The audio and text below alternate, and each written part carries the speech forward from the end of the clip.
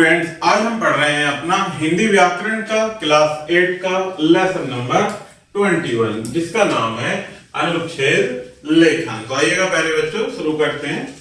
किसी विषय पर ही अनुच्छेद में विचार लिखना अनुच्छेद लेखन कहलाता है। अर्थात किसी एक विषय पर एक ही अनुच्छेद में अपने विचार लिखना ही क्या होता है प्यारे बच्चों, अनुच्छेद लेखन। अनुच्छेद लेखन निबंध का एक छोटा रूप होता है। अनुच्छेद लेखन एक रचनात्मक कला है जिसमें किसी विषय पर कम से कम शब्दों में अपने पूर्ण विचार व्यक्त किए जाते हैं। अनुच्छेद लिखते समय प्यारे बच्चों कुछ विशेष बातें होती हैं जिन्हें हमें ध्यान रखना चाहिए, जिसमें पहला है कि अनुच्छेद लिखते समय सरल, स्पष्ट, रोचक तथा व्यवहारिक भाषा का प्रयोग करना चाहिए। नेक्स्ट है 80 से 150 शब्दों में ही अनुच्छेद लिखना चाहिए। विचार क्रम में लिखे होने चाहिए। अनुच्छेद लिखने से पूर्व विषय की संपूर्ण जानकारी होनी चाहिए।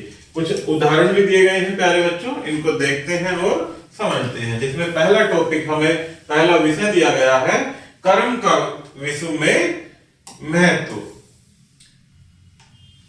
अनेक दार्शनिकों व विचारकों ने समय समय पर जगत को कर्म स्थल कहा है। क्या कहा है? कर्म स्थल। यह विश्व की कर्म की रंग स्थली है।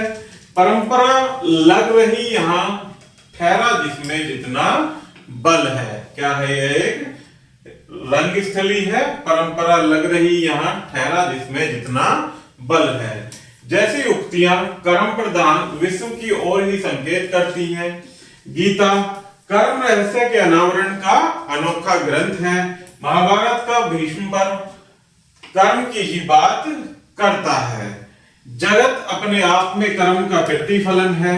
कर्म ही प्रधान है, बाकी अन्य बातें गौण रह जाती हैं।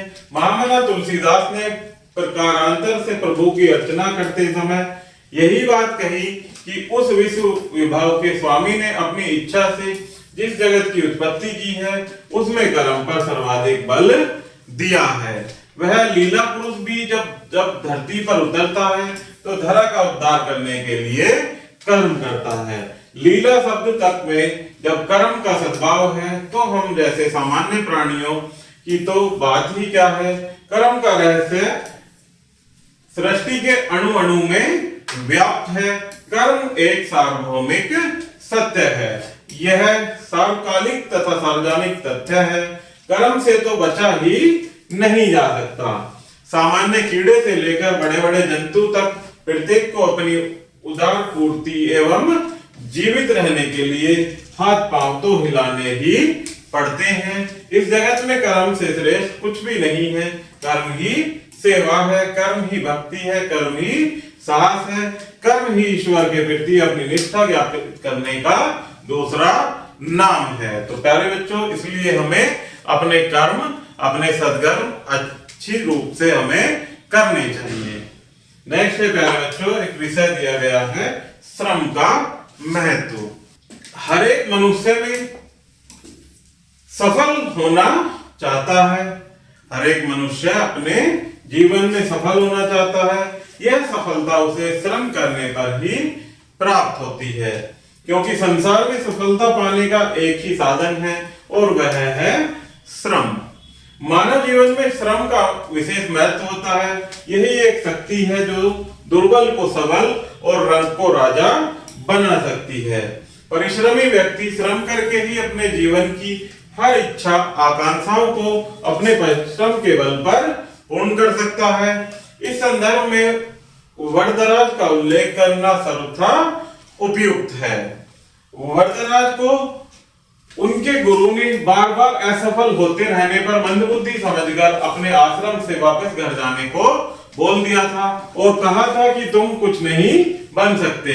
लेकिन राह में उन्हें एक कुएं के पास विश्राम करने के लिए रुकना पड़ा। वहां कुएं की मुंडेर पर ऊपर नीचे आती जाती रस्सी से पड़े निशान को देखकर उन्हें परिश्रम का महत्व ज्ञात हुआ और वे आश्रम लौट आए। तत्पश्चात उन्होंने धैर्यपूर्वक परिश्रम किया।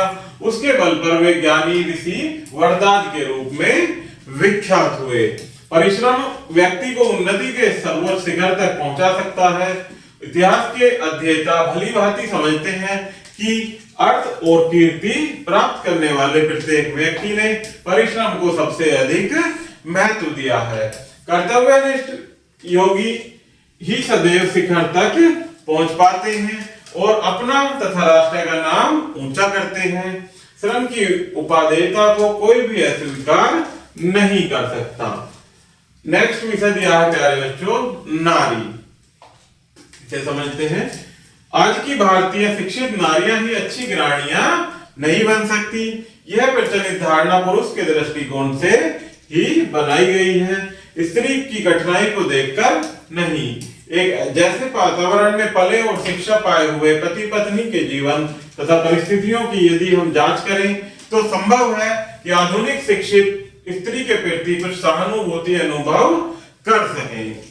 विवाह के उपरांत पुरुष को तो कुछ छोड़ना नहीं पड़ता और न उसकी परिस्थितियों में ही कोई अंतर आता है, परंतु इसके विपरीत स्त्री के लिए विवाह मानो एक परिचित संसार को छोड़कर एक नए अपरिचित संसार में जाना है। पुरुष के मित्र उसकी जीवनचर्या, उसके कर्तव्य सब पहले से ही जैसे रहते हैं, जबकि स्त्री का परिचित परिवेश पूर्णतः बदल जाता है। साधारणतः परिस्थिति होने पर नारियां परोक्ष रूप से एकाकी जीवन ही जीती हैं। यह ठीक है कि संयुक्त परिवार न होने से बड़े परिवार की समस्याएं उन्हें नहीं घेरे रहती हैं, तथापि उसके लिए पुरुष मित्र बनाना वर्जनीय है, जबकि पुरुषों को मित्र बनाने के लिए शिक्षित स्त्रियां मिल जाती हैं। अच्छी गृहिणी बनने के लिए उसे पति की इच्छा अनुसार कार्य करना तथा उन्हें खुश रखने के अतिरिक्त और कुछ विषय नहीं करना होता। कभी कभी पति द्वारा कहीं आने जाने, किसी से बात करने आदि सवालों से वह दुखी हो जाती है और अपने अंतर्मन में एक विचित्र अभाव सा अनुभव करती है। नेक्स्ट विषय दिया है प्यारे बच्चों, रविंद्रनाथ टैगोर। तो इनके बारे में पढ़ते हैं। रविंद्रनाथ का जन्म 6 मई 1861 को कोलकाता में हुआ था। इनके पिता का नाम देवेंद्रनाथ टैगोर तथा इनकी माता का नाम शारदा देवी था। रविंद्रनाथ को प्रारंभिक स्फूर्ति अपने पिता से ही मिली थी। वे प्राय उनके पास बैठा करते थे। रविंद्रनाथ ने अपने पिता से ध्यान, प्रार्थना, एकांत, प्रेम, शांति आदि बहुत सी महत्वपूर्ण बातें सीखी हैं। जब वे बहुत छोटे थे तभी उनकी माता का स्वर्गवास हो गया। नौकरों की देखरेख में ही उनका बचपन बीता। विद्याध्ययन के लिए उन्हें स्कूल भेजा गया, किंतु उनका मन स्कूल की पढ़ाई में नहीं लगा। उन्हें घर पर ही पढ़ाने का प्रबंध किया गया।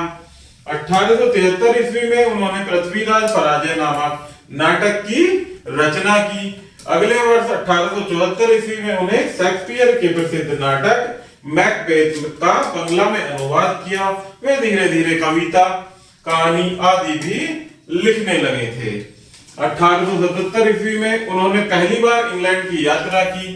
वे पहले तो ब्राइटन स्कूल में भर्ती हुए, फिर उसे छोड़कर यूनिवर्सिटी कॉलेज लंदन में भर्ती हुए। इस शिक्षा से उन्हें संतोष नहीं हुआ तो वे 1 वर्ष बाद भारत आ गए। रविंद्रनाथ की प्रतिभा बहुमुखी थी। वे केवल कवि, उपन्यासकार, नाटककार एवं कहानी लेखक ही नहीं थे, बल्कि एक बड़े संगीतज्ञ, चित्रकार, पत्रकार, अध्यापक, चिंतक, वक्ता एवं अभिनय कला में प्रवीण थे।